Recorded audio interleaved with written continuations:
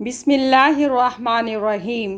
صدر محترم اور حاضرین کرام، آج مجھے جس عظیم شخصیت کو سلام عقیدت پیش کرنا ہے وہ ہے علامہ محمد اقبال۔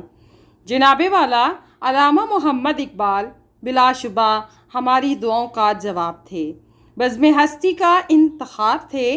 آپ عظیم مرد مومن تھے اور قدرت ان جیسے عظیم انسانوں کو تاریخ ساز کارناموں کے لیے تخلیق کرتی ہے۔ برصغیر میں چاروں طرف غلامی کے اندھیرے چھائے ہوئے تھے، فرزندان اسلام غفلت کی نیند سو رہے تھے۔ ایسے عالم میں اقبال کی آواز آزادی کا ترانہ بن کر گونجی، آپ کا پیغام قدرت کا انعام بن کر گونجا۔ اسی احساس سے آپ فرماتے ہیں، ایک ولولہ تازہ دیا میں نے دلوں کو، ایک ولولہ تازہ دیا میں نے دلوں کو، لاہور سے تا خاک بخارا و سمرقند۔ جناب صدر علامہ محمد اقبال شاعر مشرق تھے، حکیم الامت تھے۔ آپ مرد مومن تھے اور چاہتے تھے کہ برصغیر کا ہر مسلمان ایمان کی تفسیر بن جائے۔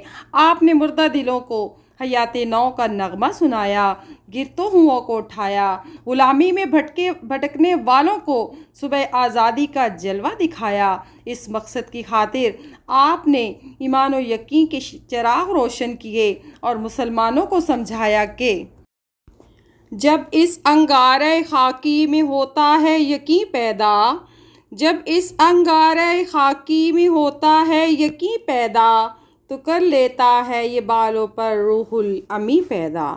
معزز سامعین، علامہ محمد اقبال محسن اسلام تھے۔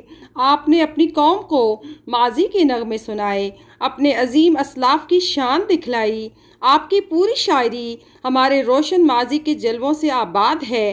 آپ چاہتے تھے کہ آج کے مسلمان اپنے عظیم بزرگوں کے کارناموں پر ایک نظر ڈالیں تاکہ انہیں آزادی کی قدر و قیمت کا احساس ہو سکے۔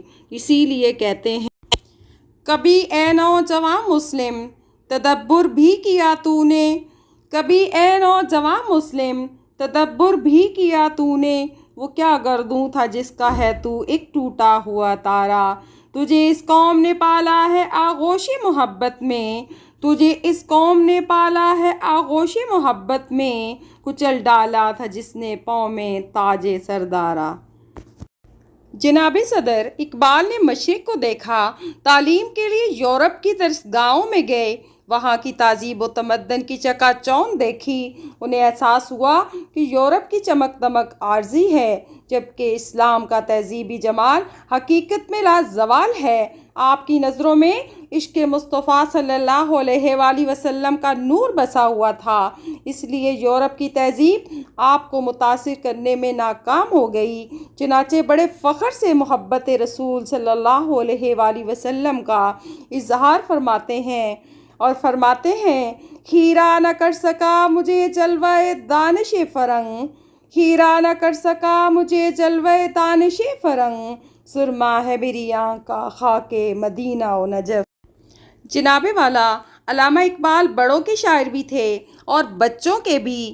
آپ کا پیغام مسلمانوں کے لیے بھی تھا اور عالم انسانیت کے لیے بھی۔ آپ کو ملت کے نوجوانوں سے خصوصی پیار تھا۔ آپ ان نوجوانوں کو شاہین کے روپ میں دیکھنا چاہتے تھے، وہ شاہین جو ہمیشہ میوے پر واز رہتا ہے، آسمانوں کی بلندیوں کو چھوتا ہے۔ اس لیے آپ مسلمان نوجوانوں کو شاہین بننے کا پیغام دیتے ہوئے شاہین کے حوالے سے کہتے ہیں، پلٹنا جھپٹنا جھپٹ کر پلٹنا، لہو گرم رکھنے کا ہے بہانہ، یہ پورب یہ پچھم چکوروں کی دنیا، یہ پورب یہ پچھم چکوروں کی دنیا، میرا نیلگوں آسماں بے کرانہ۔ صدر محترم اقبال کی آواز دلوں میں اتر گئی اور فرزندان اسلام شاہین اسلام بن گئے۔ اقبال ماضی، حال اور مستقبل کے شاعر تھے۔ سب سے بڑھ کر آپ کی خواہش تھی کہ مسلمان حضور نبی کریم صلی اللہ علیہ وآلہ وسلم کے سچے غلام بن جائیں۔ محبت رسول صلی اللہ علیہ وآلہ وسلم وہ قوت ہے جو بندوں کو خدائی کے آداب بخشتی ہے، غلاموں کو آقائی سکھاتی ہے۔ جو نبی کریم صلی اللہ علیہ وآلہ وسلم کا غلام بن جاتا ہے، زمانہ ہی اس کے سامنے نہیں جھکتا بلکہ لوح و قلم بھی اس کے بن جاتے ہیں۔ میں اپنی گزارشات کا اختتام اقبال کے اس پیغام پر کرنا چاہتی ہوں۔ نگاہ الجھی ہوئی ہے رنگ و بو میں، نگاہ الجھی ہوئی ہے رنگ و بو میں، خرد کھو گئی ہے چار سو میں۔